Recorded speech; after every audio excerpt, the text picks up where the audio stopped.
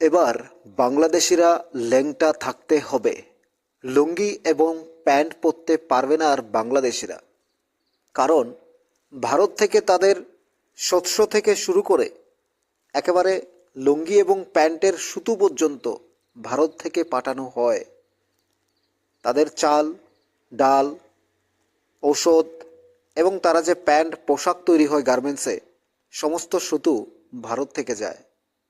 বিদ্যুৎহীন অন্ধকারে ডুবে যাবে বাংলাদেশ। তার সাথে খাদ্যবস্ত্র তো পাবেই না।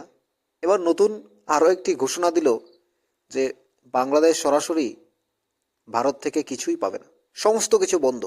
ভিসা পাসপোর্ট তো বন্ধ, তার সাথে তাদের যে খাদ্যবস্ত্র থেকে শুরু করে সবই শেষ। উলঙ্গ থাকতে হবে তাদের, ল্যাংটা থাকতে হবে, ল্যাংটু হয়েই থাকবে বাংলাদেশ। বিশ্ববাসী দেখবে তাদের এইভাবেই।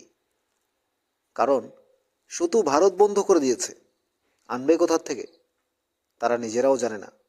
উন্মুক্ত জনতা চিৎকার করছে, ভারত বিদ্বেষী স্লোগান, ভারতের জাতীয় পতাকাকে অবমাননা, হিন্দুদের উপর অত্যাচার, মন্দির ভাঙা, নির্যাতনের ভয়াবহ চিত্র উঠে এসেছে। ঠিক তখনই ভারত সমস্ত বর্ডার বন্ধ করে দিল, সমস্ত সীমান্ত বন্ধ করে দিয়ে ঘোষণা করেছে ভিসা পাসপোর্ট সমস্ত কিছু বন্ধ।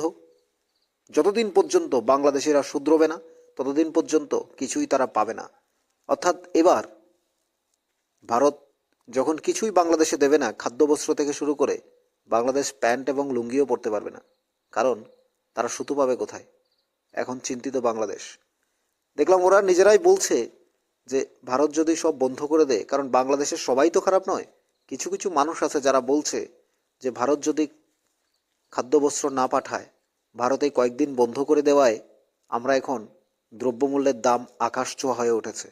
হিন্দুদের উপর যে নির্যাতন করছে, অত্যাচার করছে, এটা বিশ্ব না দেখার জন্যই এখন বাংলাদেশ নতুন করে ভারত বিদ্বেষী স্লোগান শুরু করেছে, এটাকে ঢাকার জন্য।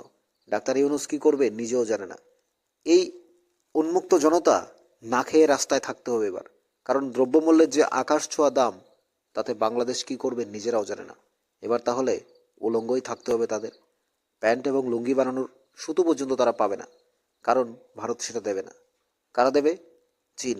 কিভাবে দেবে? চীনকে আপনারা দেখেছেন, মালদ্বীপকে কিভাবে ধ্বংস করে দিয়েছে, শ্রীলঙ্কাকে ধ্বংস করেছে। এখন আবার সেই মালদ্বীপ ভারতের সাথে আসতে বাধ্য হয়েছে। শ্রীলঙ্কাকে রক্ষা করেছে কে? ভারত। চীন আপনাকে উপরে ওঠার জন্য সুযোগ দেবে, তারপর মইটা নামিয়ে নেবে, সরিয়ে নেবে। আপনি এবার উপর থেকে পড়ুন, এক ধাক্কায় আপনার জীবনটা শেষ। বাংলাদেশকেও তাই করতে চাইছে। যে পাকিস্তান তাদেরকে অত্যাচার করেছিল, সেই পাকিস্তানকে আবার বাবা ডেকেছে বাংলাদেশ। বুঝতে পারছেন তো? কোথায় খাদ্যবস্ত্র পাঠাবে, আগে অস্ত্র দিচ্ছে পাকিস্তান বাংলাদেশকে। ঘাঁটি বেড়ে বসবে আবার। তাই পাকিস্তানের এবং চীনের যে ভয়াবহতা, তাতে করে বাংলাদেশ এবার উলঙ্গই থাকতে হবে। কি মনে হচ্ছে আপনাদের? খুশি তো?